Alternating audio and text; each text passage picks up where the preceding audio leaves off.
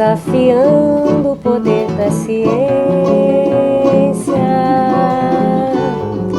para combater o mal. E o mar, com suas águas bravias, levar consigo o pó dos nossos dias, vai ser um bom sinal. Os palácios vão desabar sobre a força de um temporal, e os ventos vão sufocar um barulho infernal. Os homens vão se rebelar desta farsa descomunal, vai voltar tudo ao seu lugar, afinal. Vai resplandecer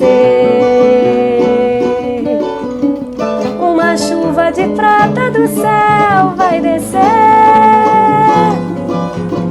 o esplendor da mata, vai renascer, e o ar de novo vai ser natural,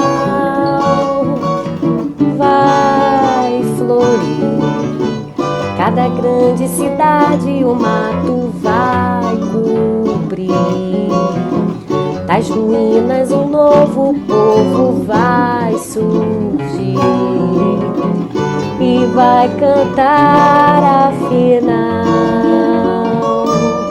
As pragas e as ervas daninhas, as armas e os homens de mal vão desaparecer nas cinzas de um carnaval.